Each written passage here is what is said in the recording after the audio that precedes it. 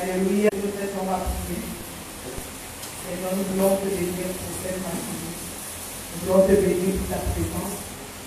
Nous voulons te bénir ce matin pour l'œuvre de ton esprit dans cette salle et dans les cœurs. Nous voulons maintenant te recommander seulement. Nous voulons te recommander la parole. Nous voulons te recommander les cœurs. Nous voulons Saint-Esprit ce matin, afin que tu fasses ton œuvre dans chaque cœur. Afin que tu libères la parole dans chaque cœur.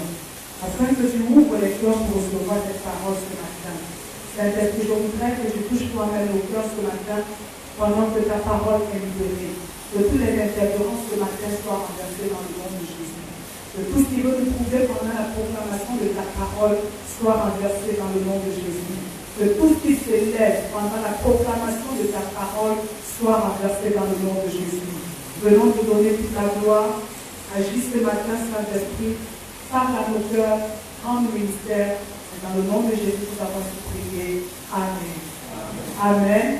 Est-ce qu'on peut donner une grande acclamation pour la parole du Seigneur?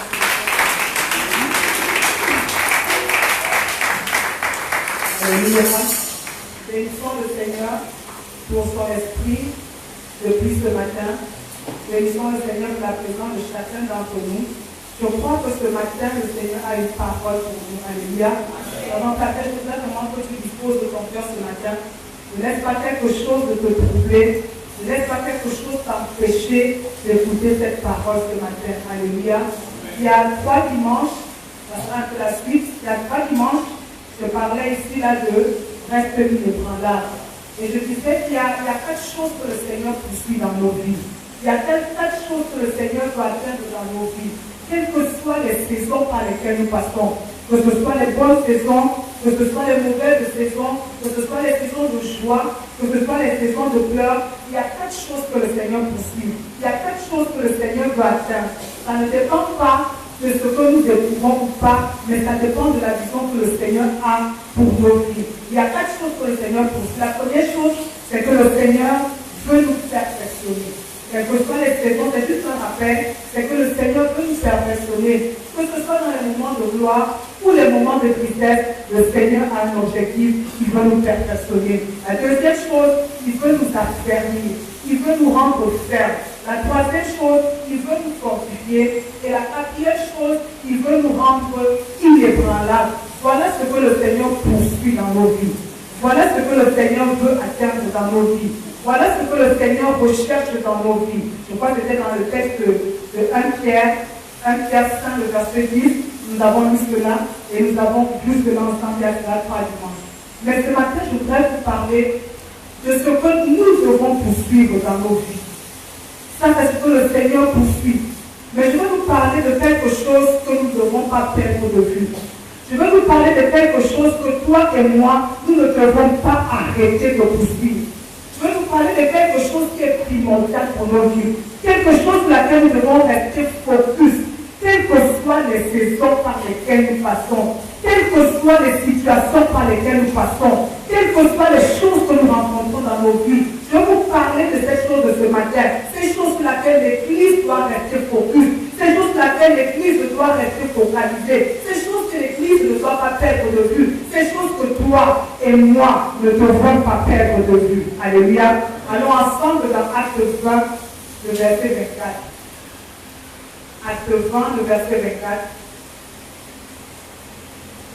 Acte 20, le verset 24. Est-ce qu'on peut lire ensemble? Acte 20, Imara n'a pas de Bible. Acte 20, le verset 24. Est-ce qu'on peut lire ensemble? Si tu n'as pas de Bible, tu regardes dans la Bible de ton voisin. Est-ce qu'on peut lire ensemble? Acte 20, le verset 24, l'apôtre Paul qui est en train de parler. Est-ce qu'on peut lire ensemble? Est-ce qu'on peut lire ensemble? Est-ce qu'il y a des amoureux de la parole ce matin? Parce que le Seigneur va nous parler. Alléluia. À deux, nous irons une fois et deux. Mais, est-ce qu'on peut lire ensemble une fois et deux? Mais je ne fais pour moi-même aucun cas de ma vie, comme si elle m'était précieuse, pourvu que j'accomplisse ma course avec joie et le ministère que j'ai reçu du Seigneur Jésus d'annoncer la bonne nouvelle de la grâce de Dieu. Alléluia. C'est un texte que j'aime personnellement et qui m'a toujours marqué dans la vie. C'est un texte qui m'a toujours regardé quand je commence à m'égarer. L'apôtre Paul, juste pour parler du contexte, l'apôtre Paul est dans ses études de voyage missionnaire. Il est en train de faire des voyages et il s'est arrêté à Éphèse.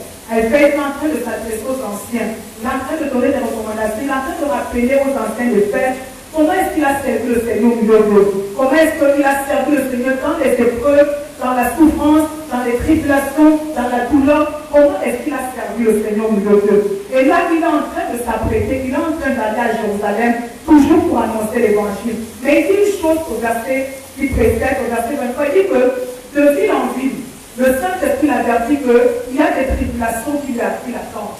Le Saint-Esprit l'avertit qu'il y a des épreuves qui l'attendent. Il y a des moments difficiles qui l'attendent. Il y a des choses difficiles qui l'attendent. Le Saint-Esprit le prévient.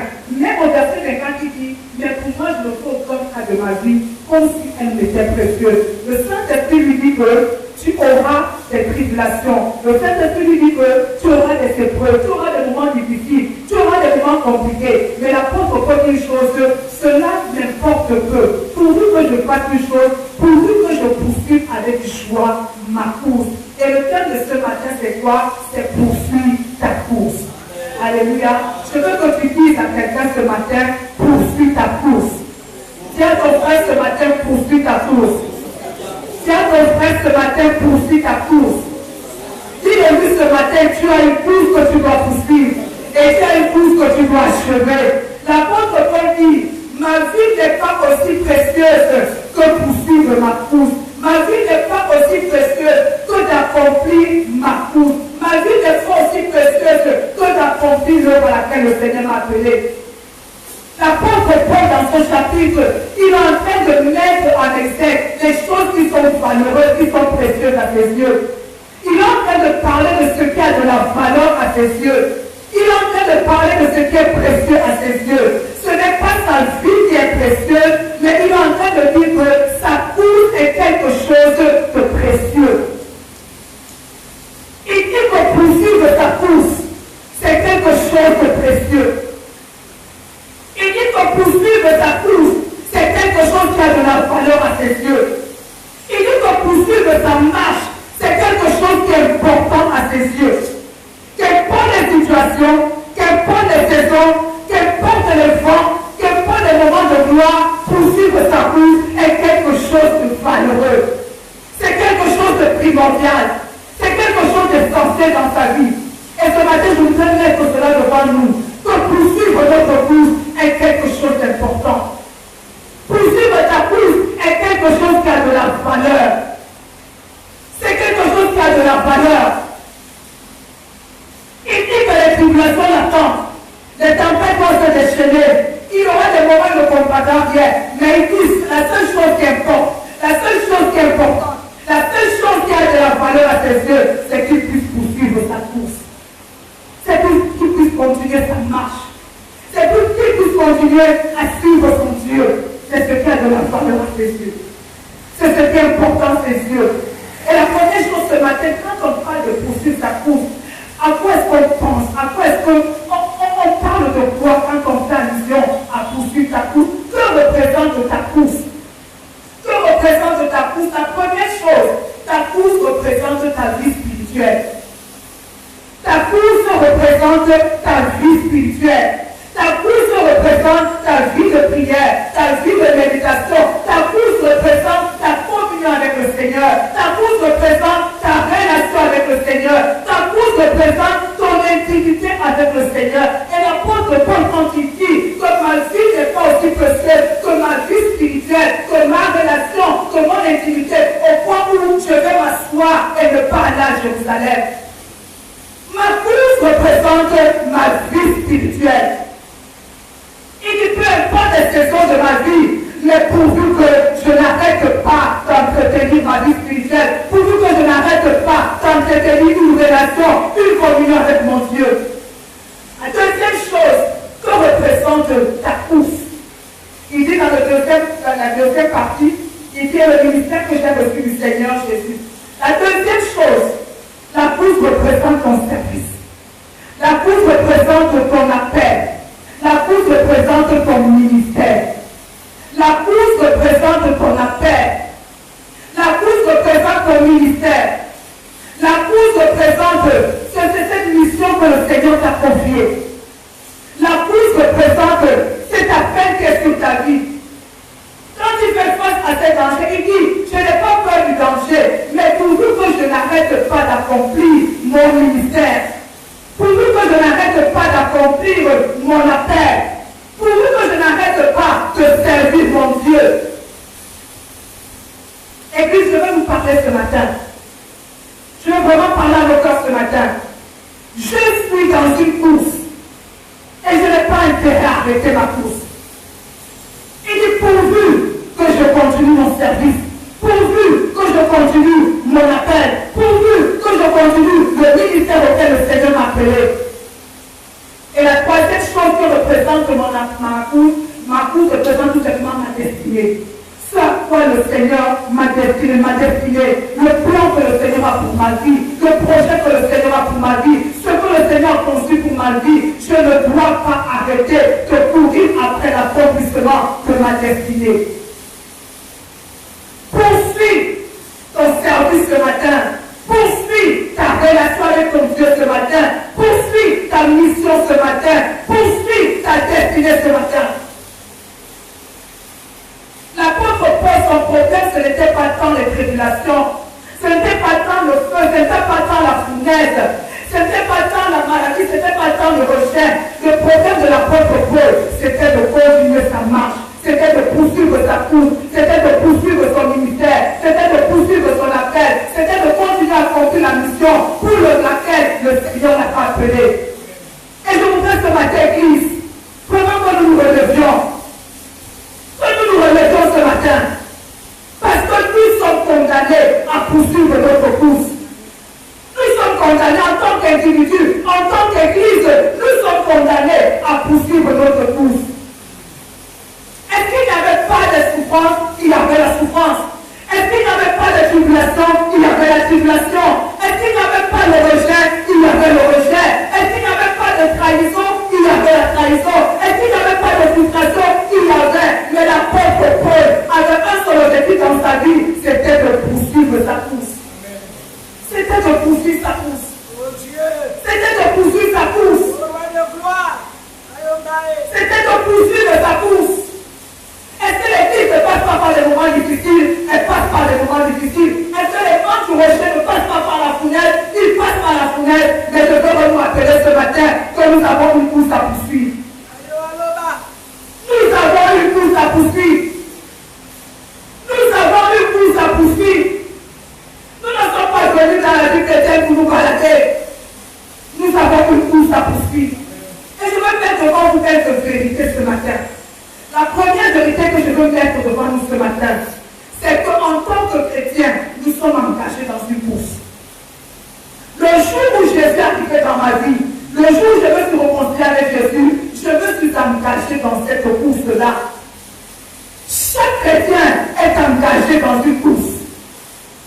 Chaque chrétien est engagé dans une course. Et la vie chrétienne est une course. Ta vie chrétienne, ta vie, le jour où tu t'es rencontré avec Jésus, est devenue une course. Ta vie chrétienne est une course. L'apôtre Paul, quand il parle de Jean-Baptiste dans Acte 13, verset 25, pour résumer la vie de Jean-Baptiste, puisque la première partie ceci, lorsque Paul parle de Jean-Baptiste, il dit, et lorsque Jean achevait sa course, il disait, il parle de l'apôtre, il parle de Jean-Baptiste, il reçut la vie de Jean-Baptiste en disant quoi? Et lorsque Jean achevait sa course, lorsque Jean achevait sa course, tout le apôtre Paul, quand il parle de sa vie, il parle de sa vie en termes de course.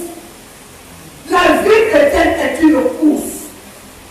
Église ancienne, ministre, diacre, non ancien, non pasteur, la vie chrétienne est une course. La vie chrétienne est une course. La vie chrétienne est une course. Et parce que c'est une course, la deuxième vérité que je veux mettre devant nous, chaque course a un but, a un objectif. Chaque course a un objectif. Je cours pour quoi? Pour remporter, peut-être quand je suis en train de faire le sprint, c'est peut-être remporter une médaille en or. Comme toute chrétienne a un but. La course chrétienne a un objectif. La course chrétienne a un but à atteindre. Je ne cours pas l'apôtre Paul, je voudrais qu'on le lise dans 1 Corinthiens 5, verset 6. Est-ce qu'on peut lire ensemble? 1 Corinthiens 5, verset 6. 1 Corinthiens.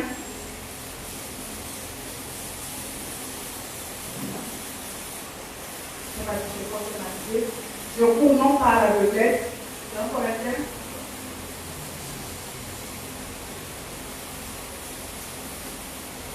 Un Corinthiens 2, je vais regarder. 1 Corinthiens. Je cours non pas comme à l'aventure. Moi, je cours non pas comme à l'aventure.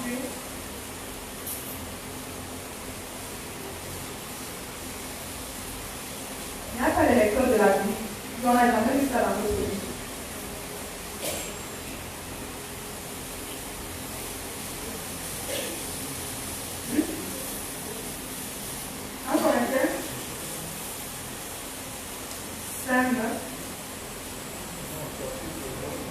Chapitre 9.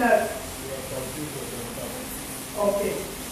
Le verset 26, la troisième année. C'est 1 Corinthiens 9, le verset 26. Moi je cours à partir du verset 24, comme je dis, on va s'arrêter au verset 27. Moi je cours. Moi quand je cours, non pas comme à l'aventure, je frappe, non pas comme battant l'air. C'est l'apôtre Paul qui parle. Qui dit qu'il court, non pas comme à l'aventure. Parole de Christ dit ceci.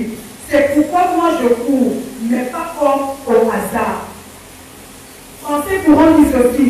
C'est pourquoi je cours les yeux fixés sur le but. Et David dit ceci. Moi, je cours ainsi, non comme ne sachant pas vers quel but. La vie, la course chrétienne a un but. La course chrétienne n'est pas une course d'aventure. Comme si je ne sais pas où je vais, comme si je ne sais pas ce que je poursuis, comme je ne sais pas pourquoi je le fais. Chaque fois que tu n'as pas de but, tu vas t'arrêter dans ta marche. Chaque fois que tu n'as pas de but, tu vas arrêter de courir. Mais je veux tout te dire ce matin que la vie chrétienne, la course chrétienne a un but. Et tu dois avoir les yeux rivés sur ce but. Pourquoi est-ce que je viens à l'église? Pourquoi est-ce que je prie? Pourquoi est-ce que je jeûne? Pourquoi est-ce que je sers? Pourquoi? Si tu ne restes pas focalisé sur le but, tout ce qui arrivera dans ta vie va t'amener à sortir de la course. Tout ce qui arrivera dans ta vie, tout à l'heure, le pasteur dit quelque chose et la pensée que j'avais. Quand je viens à l'église, je viens pour moi. En fait, quand j'ai quitté ma maison là, je vais tout rester. Quand je quitte la maison, je mets les vêtements que je mets. Je mets tout ce que je mets. Je viens faire quoi? Je viens offrir une louange à l'Éternel. Mais imaginez, tu viens.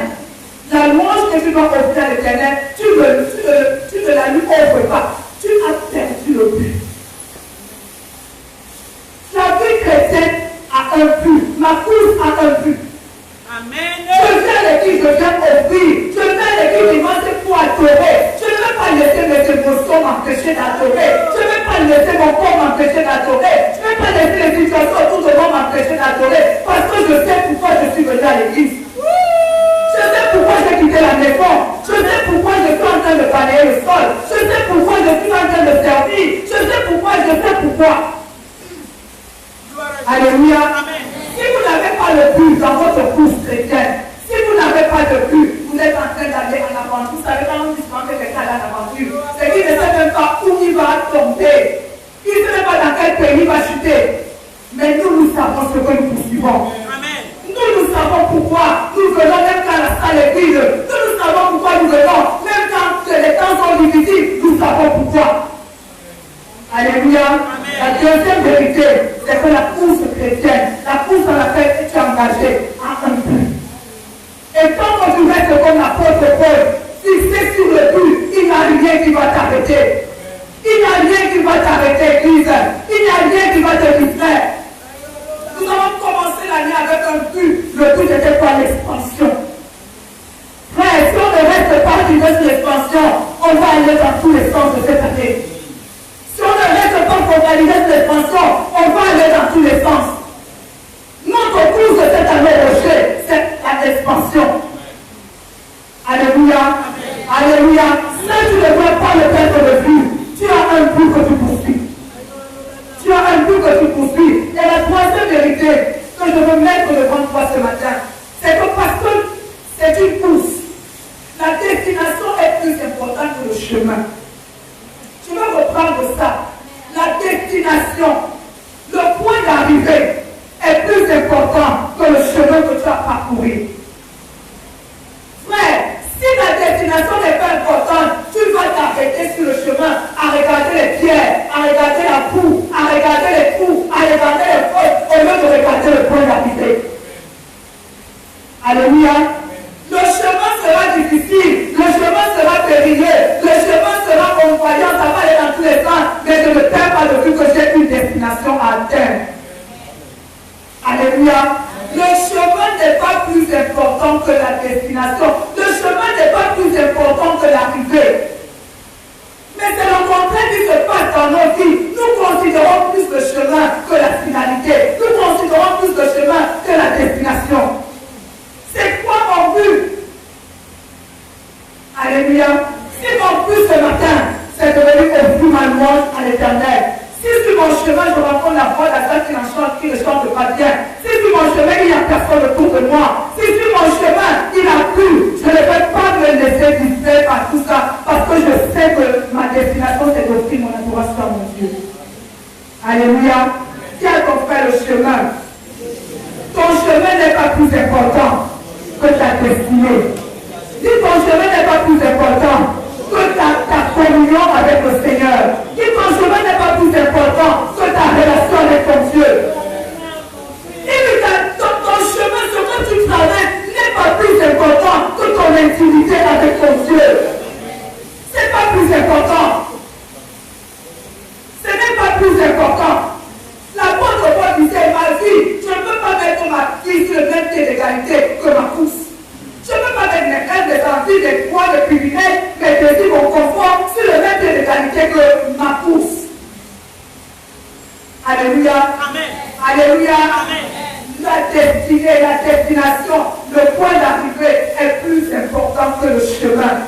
Les villes, nous sommes en train de passer par les chemins, mais ça, ce n'est qu'un chemin parce qu'il y a une destinée, parce qu'il y a une destination, parce qu'il y a un point d'arrivée qui est la gloire. Alléluia. Parfois on arrive, quand on arrive, c'est vrai qu'il y a un souci. Parfois on arrive à l'église, on se demande, il y a quoi? Il y a quoi? Il y a quoi? Il y a quoi? On cherche quoi? On cherche encore quoi ici? Mes frères, parce que nous savons que le Seigneur nous amène. Il n'échoue pas. Ça, je veux le dire à quelqu'un, il n'échoue pas. Il a dit, cette preuve que j'ai commencé, je vais la parfaire. Il n'échoue pas. Comme un frère ici là, l'église du Seigneur n'est pas une boutique qui va fermer parce qu'on a dit le fonds de commerce a manqué ou bien parce qu'il y a une faillite. Il n'échoue pas. Alors même quand sur mon chemin je ne vois rien, je continue d'avancer parce que je sais qu'au bout il y a une récompense, parce que je sais qu'au bout il y a une destination de gloire. Alléluia. Mais pour que tu arrives, il faut que tu restes fixé sur le but. Que tu restes fixé sur l'objectif. Alléluia. Et la quatrième c'est que comme toute course, il y a des adversaires. Alléluia. Pour toute course, il y a des adversaires. Il y a des ennemis, on l'a dit dimanche dernier. Il y a des ennemis. Il y a des adversaires. Il y a des choses contraires. Pour toute course, il y a des adversaires. Même quand tu courses, même quand tu n'es pas en train de courir, tu parles souvent de la course contre la mort. En fait, tu fais une course contre la mort. Pour toute course, il y a des adversaires. Alléluia. Et tu rencontreras toujours des adversaires dans ta course. Tu rencontreras toujours des adversaires dans ta course. Ils ne sont pas dans la dimanche dernier. L'adversaire n'est pas là pour nous encourager. L'adversaire n'est pas là pour nous motiver. L'adversaire est là pour nous décourager. L'adversaire est là pour que tu repousses chemin. L'adversaire est là pour que tu arrêtes de courir. L'adversaire est là pour que tu dises, oh je suis fatigué, je n'en peux plus. L'adversaire est là pour que tu jettes les points, que tu dises, pourquoi même j'ai commencé à courir. L'adversaire est là pour que tu repousses chemin.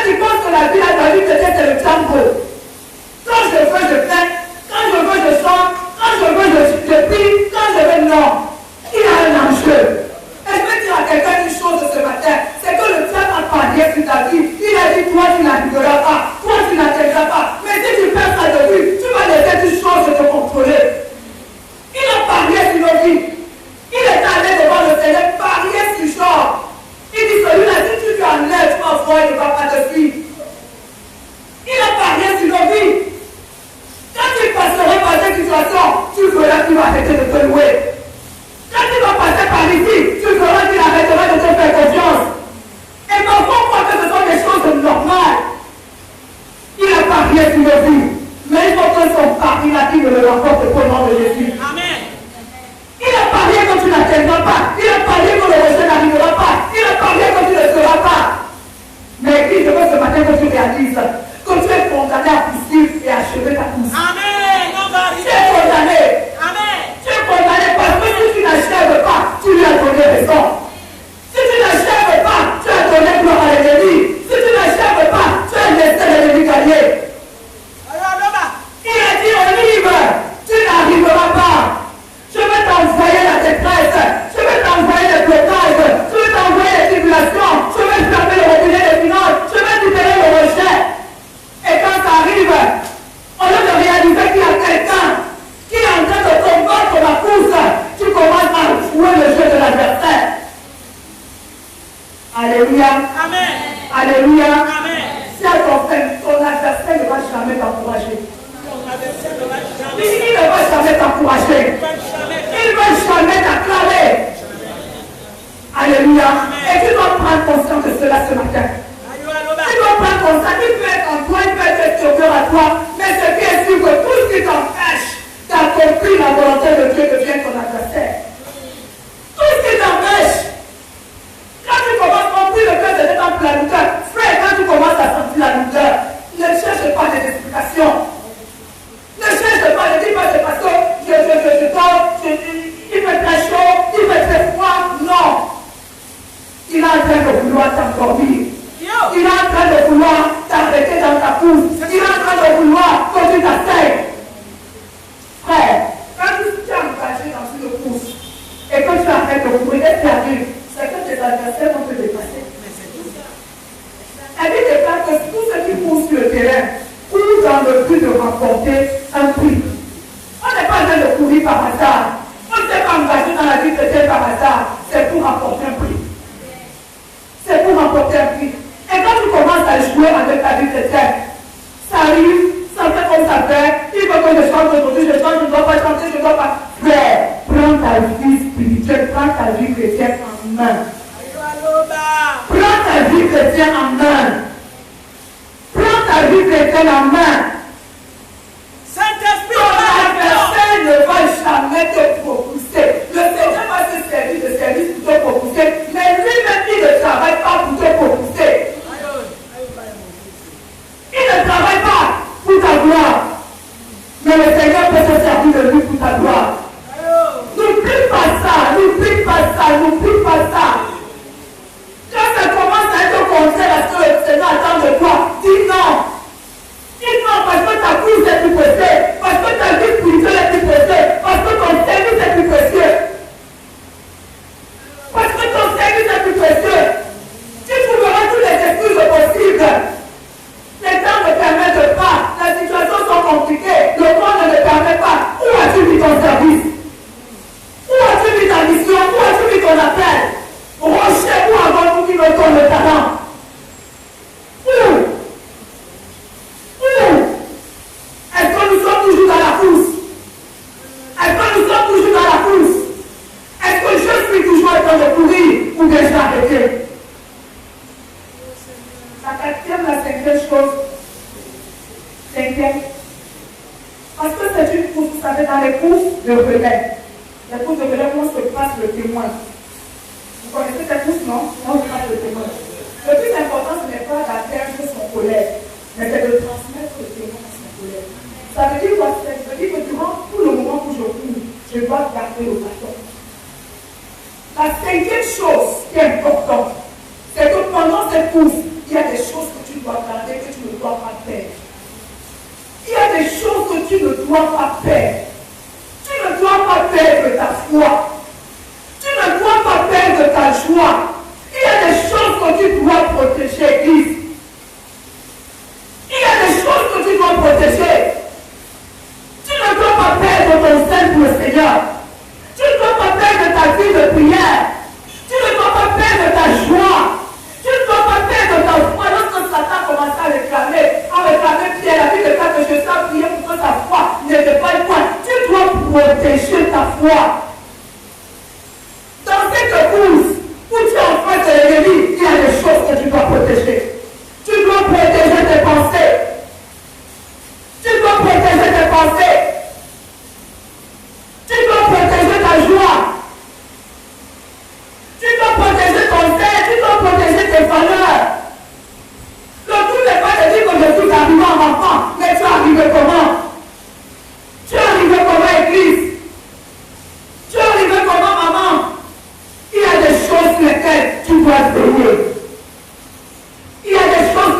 dois veiller. Quand tu te rends compte que ces choses commencent à t'échapper, tu dois te réveiller. Ça veut dire que nous sommes en train de prier à l'église parce que nous ne voulons pas perdre ces choses. Nous ne voulons pas perdre notre joie. Nous ne voulons pas perdre notre zèle, nous ne voulons pas perdre notre foi. Nous ne voulons pas perdre notre enthousiasme pour le Seigneur. Nous ne voulons pas perdre ça. Parce que ce sont des choses qui sont importantes dans la course.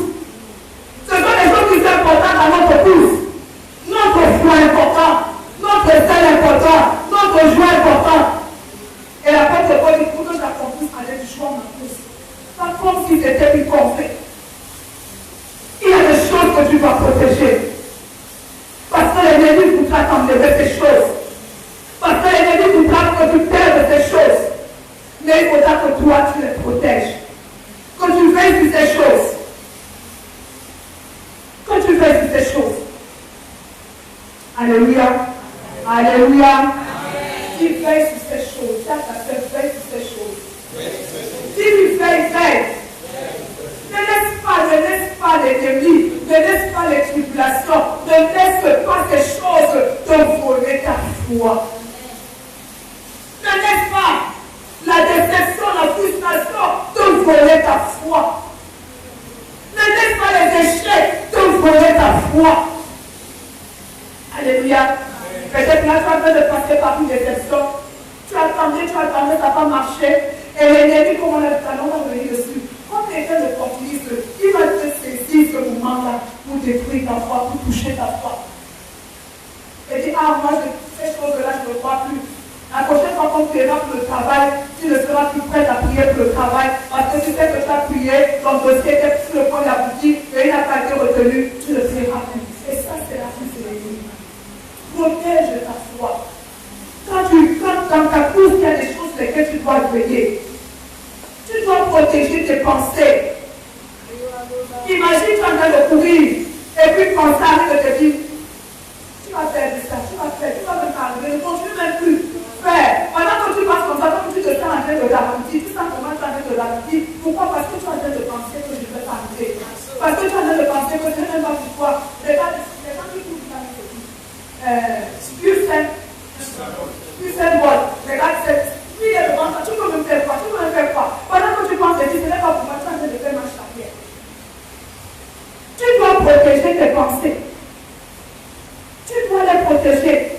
Et ça, c'est une des choses que l'ennemi attaque dans notre course, nos pensées. Tu dois les protéger. Tu dois protéger ta foi. Tu dois protéger ta vie de prière. La cinquième chose, allons dans Hébreux 12. Sixième. Hébreux 12. Hébreux 12.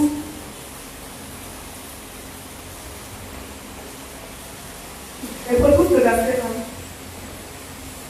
Je veux que quelqu'un me cherche ça dans Français courant. Français courant, Hébreux 12, le verset 1. Hébreux 12, le verset 1.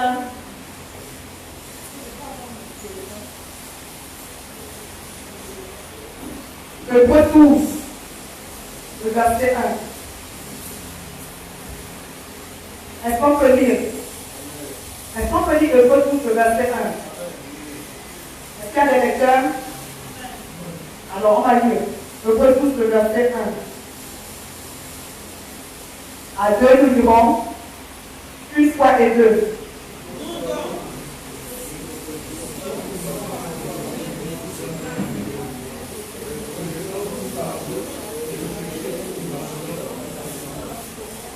Comment vous devez vous êtes fatigué aujourd'hui comme ça? Hébreux 12, le verset 1. Est-ce qu'on peut reprendre ensemble une fois et deux? Nous aussi,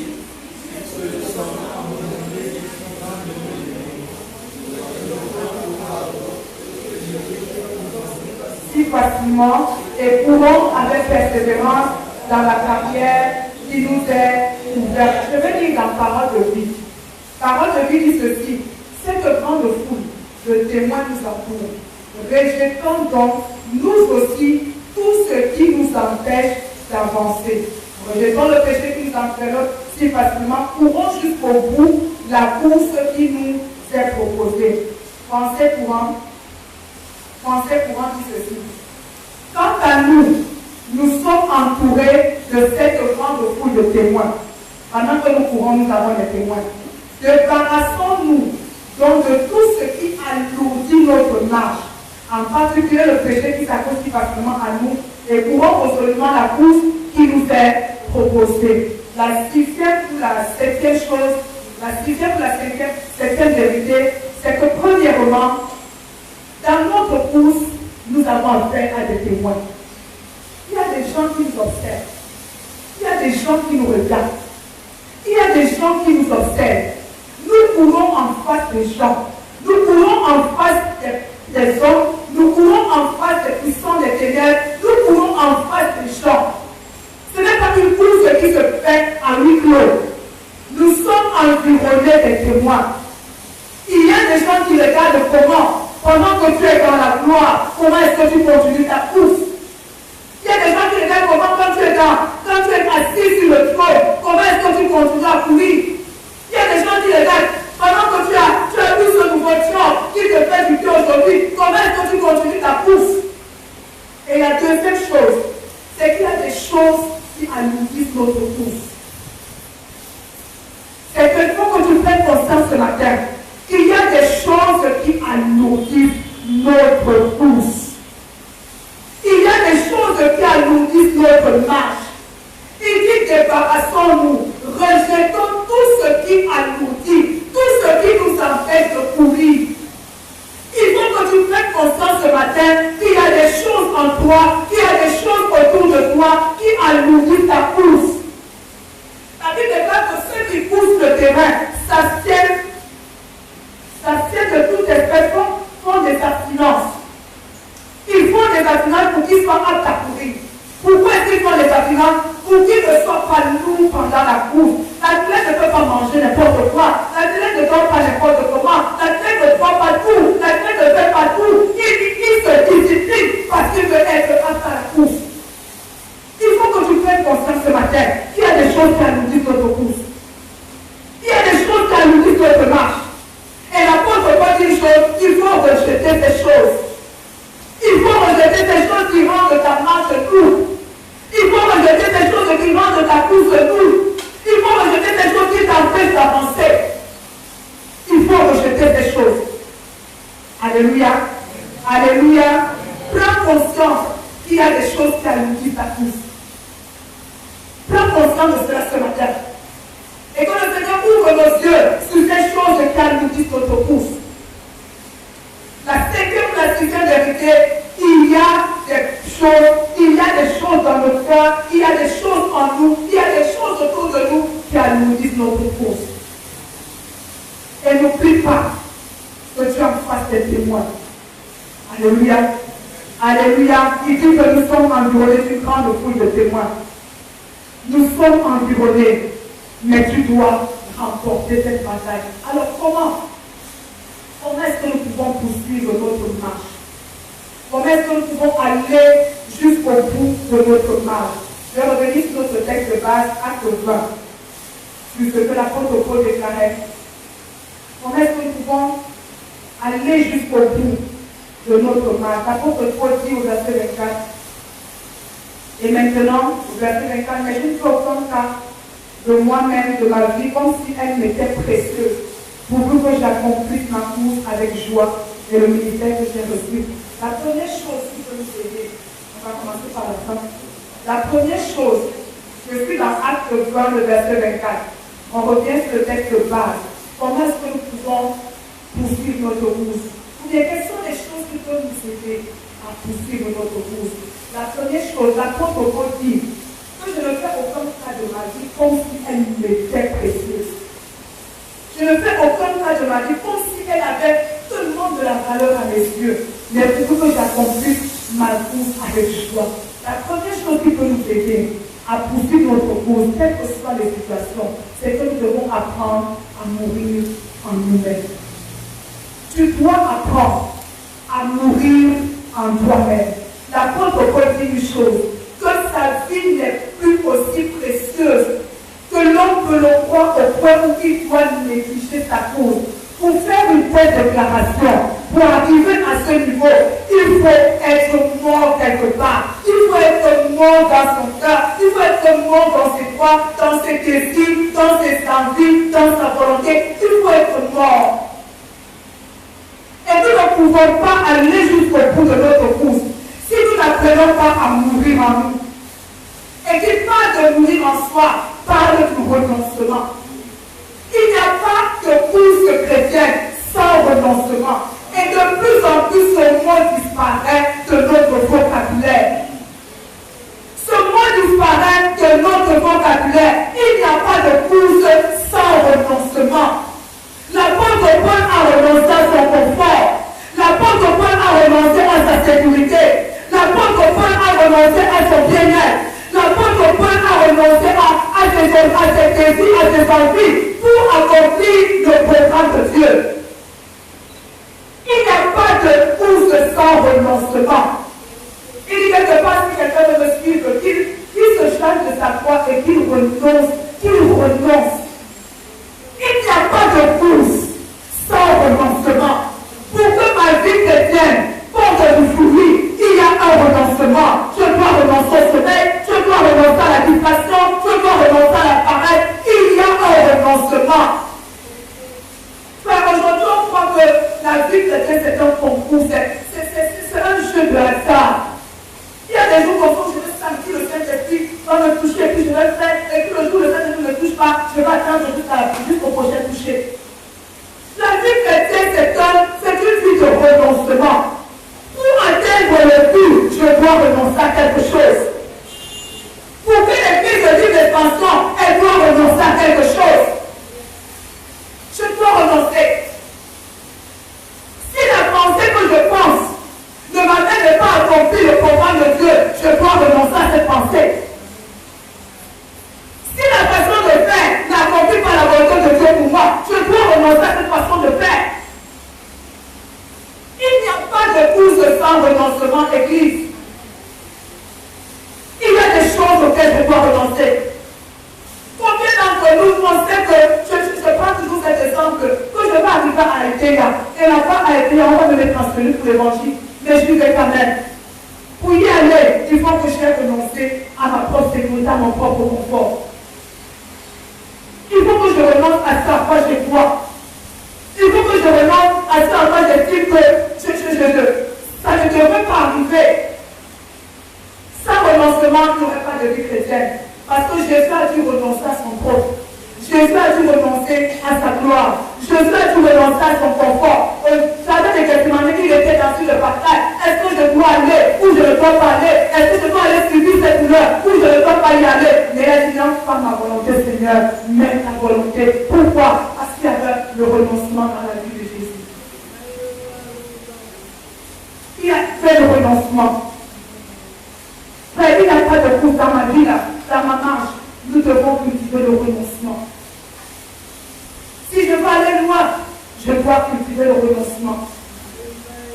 Tu dois renoncer à cette façon de penser qui ne t'aide pas. Tu dois renoncer à cette façon de faire qui ne t'aide pas. Tu dois renoncer à cette façon de parler qui ne t'aide pas. Tu dois renoncer à cette vie de paresse qui ne t'aide pas. Tu dois renoncer. Tu dois renoncer à la colère. Tout à l'heure, on a pris le texte du pardon.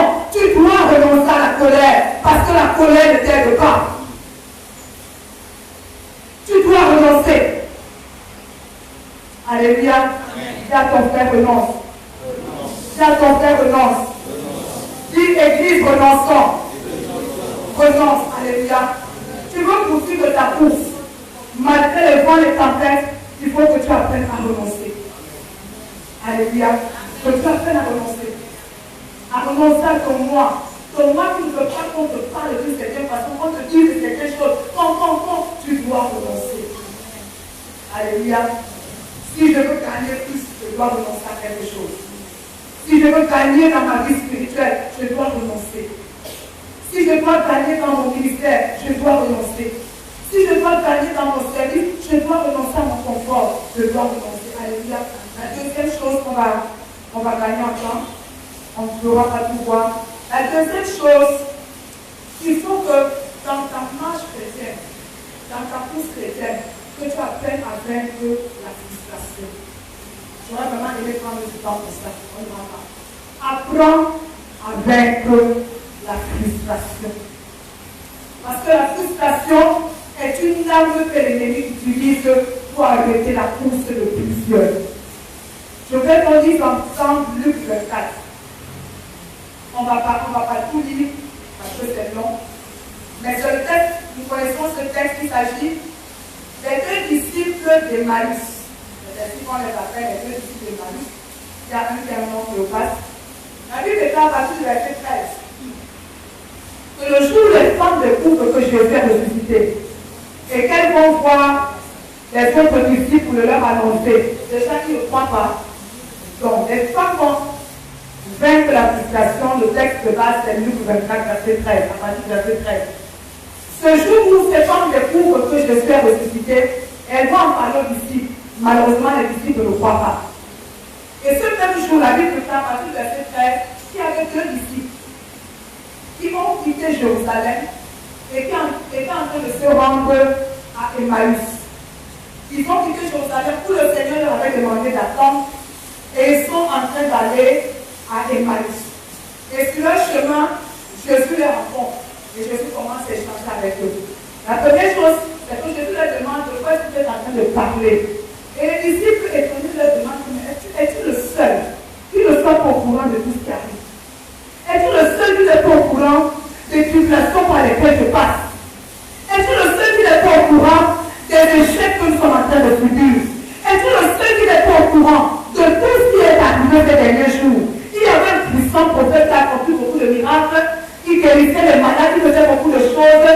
Malheureusement, il n'est pas ressuscité. Et il y a un verset qui m'intéresse, dit que nous espérions que ce serait lui qui délivrera Israël. Mais malheureusement, depuis qu'il est mort, il n'est pas ressuscité. Ils espéraient que ce soit Jésus qui allait délivrer Israël. Comme leur espérance a été frustrée, ils ont quitté le groupe des disciples et ils ont commencé à aller à Emmaüs. Comme ils n'ont pas eu ce qu'ils attendaient, comme ils n'ont pas eu ce qu'ils espéraient, comme ils ont été frustrés dans leurs attentes, ils ont quitté le groupe des disciples et ils ont commencé à prendre le chemin d'Emmaüs. Je vais te dire une chose, si tu ne triomphes pas de la frustration va te faire sortir de ta course. Si tu ne triomphes pas de la frustration va te faire sortir de la course. Comme ils espéraient que Jésus allait délivrer Israël, et ils n'ont pas vu Jésus agir, et ils n'ont pas vu Jésus toucher, et ils n'ont pas vu Jésus délivrer, et ils n'ont pas vu Jésus frapper, et ils n'ont pas vu Jésus punir.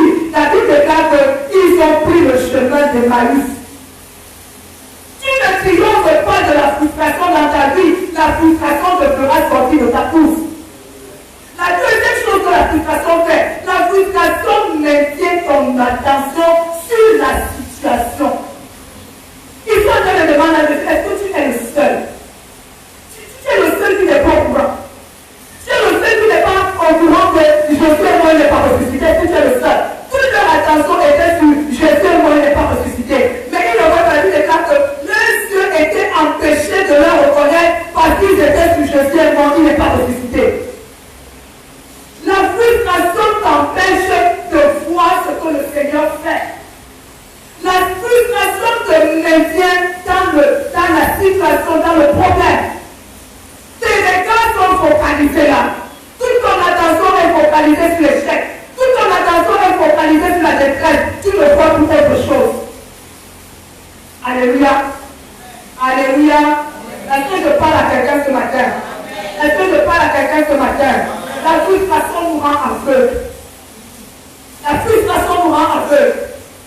La Bible déclare que ces deux disciples étaient sur le chemin de Emmaüs pendant que les autres disciples étaient à Jérusalem. Tu peux être à l'église, mais la frustration t'a déjà fait sortir de l'église. Tu peux être là, en train de lire la Bible, en train de chanter, mais la frustration t'a déjà déconnecté. Tu ne dois pas blaguer avec la frustration dans ta vie. Tu ne dois pas blaguer, frère. Tu ne dois pas entretenir la frustration. J'espérais qu'à cet âge, je serais déjà marié. J'espérais qu'à cet âge, je serais déjà seulement avec une voiture. J'espérais qu'à cet âge, je serais peut-être à l'étranger.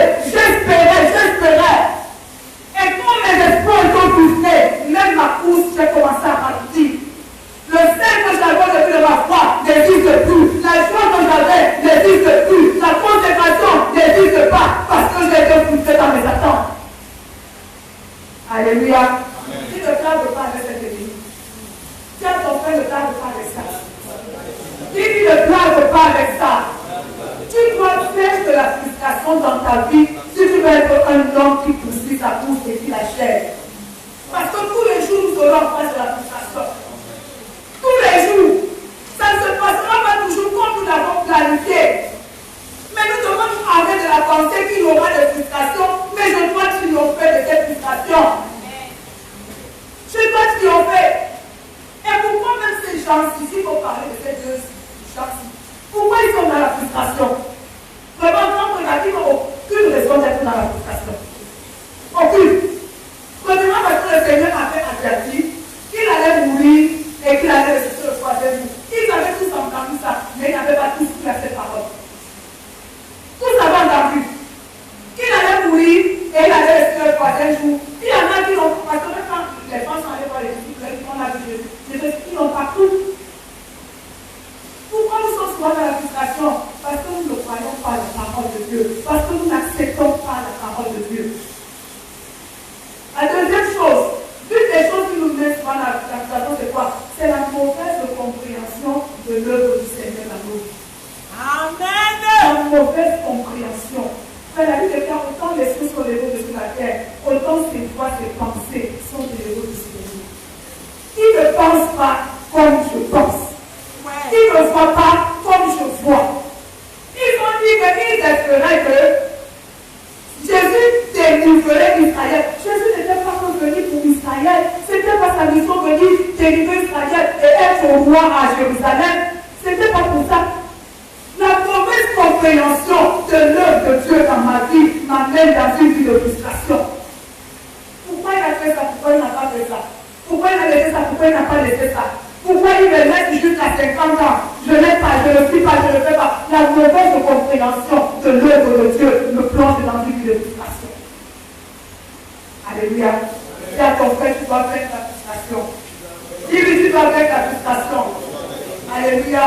Et quand la frustration arrive, le désespoir entre, le découragement entre, l'abattement entre, la résignation entre. Mais je voudrais dire ce matin que dans toutes ces choses, nous sommes plus que des frères. Alléluia. Alléluia. Ne laissons pas la frustration paralyser l'Église pendant ce temps. Ne laisse pas la frustration te paralyser dans ta marche chrétienne pendant ce temps. Et la troisième chose qui peut nous aider à poursuivre notre marche chrétienne, c'est tout simplement notre vie de dépendance vis-à-vis du Saint-Esprit. Tout à l'heure, le pasteur qui a donné ce texte, il avait demandé aux disciples de l'attendre. Ils ne pouvaient pas commencer leur marche sans le Saint-Esprit. Ils ne pouvaient pas commencer leur course sans le Saint-Esprit. Nous avons besoin de vivre une vie du Saint-Esprit pour pouvoir poursuivre notre course. Nous avons besoin de dépendre du Saint-Esprit. Nous avons besoin d'entretenir une communion avec le Saint-Esprit. C'est le Saint-Esprit qui nous transfère sa force. C'est le Saint-Esprit qui nous transfère son courage. C'est le Saint-Esprit qui nous transfère sa joie. C'est le Saint-Esprit qui nous communique sa pensée. Nous ne pouvons pas courir sans le Saint-Esprit. Nous ne pouvons pas. Nous ne pouvons pas achever sans le Saint-Esprit. L'Église a besoin ce matin d'être touchée par le Saint-Esprit. L'Église a besoin ce matin de restaurer sa relation avec le Saint-Esprit. L'Église a besoin ce matin de restaurer son intimité avec le Saint-Esprit. Il dit, ce n'est pas ma force, ni pas ma puissance, mais c'est par l'Esprit de Dieu. Et tu permettais à la faute de faute, sachant que la femme va le mettre en prison, mais il dit, je vais y aller. C'est parce qu'il dépendait du Saint-Esprit. Et que devant l'adversité, le Saint-Esprit était capable de lui donner la force, était capable de lui donner le courage. Nous avons besoin du Saint-Esprit dans nos vies. Alléluia. Alléluia. Alléluia. C'est à ton frère, tu dois poursuivre. Poursuis ta course. Dis-le lui avec foi, dis-lui poursuis ta course. Si tu t'es arrêté ce matin, je voudrais t'encourager à reprendre ta course. Alléluia. À reprendre ta course, il y a des choses que tu dois garder. Il y a des choses que tu dois donner. Il y a comme ça l'image d'Ésaü. Ésaü a perdu son droit d'aînesse. Comme des amusements. Devant la faim, destins qui faisaient le bruit. Esaïe a vendu son bras de lait. Il n'a pas su protéger son bras de lait à cause de la faim. Et ça, c'est la stratégie de l'ennemi. Exploiter nos faiblesses pour nous faire perdre. Exploiter les situations par lesquelles nous passons pour nous faire sortir de notre course. Exploiter les détresses, exploiter même la gloire par laquelle nous passons pour nous faire sortir. Esaïe regardait au plat de lentilles au lieu de regarder à son poids de laisse. Esaïe regardait au plat de haricots au lieu de regarder au privilège en tant qu'aîné. Frère, ne regarde pas le chemin, regarde la destination. Ne regarde pas le plat de lentilles, regarde ton poids de laisse. Ne regarde pas le ventre qui va le dire aujourd'hui, qui est en train de t'enseigner aujourd'hui, regarde ta gloire. Regarde à ça. Regarde à ça ce matin. Ne laisse pas le chemin te distraire. Parce que le chemin nous distrait. Ce que nous rencontrons sur le chemin nous distrait. Ne laisse pas le chemin te distraire. Reste focalisé sur ton but. Poursuis ta course. Alléluia. Et la quatrième chose, on vous en parlera peut-être, il faut que tu restes persévérant et endurant. Tu ne peux pas poursuivre ta course si tu n'es pas persévérant. Si tu n'es pas prêt à rester ferme, quel que soit le chemin par lequel tu passeras.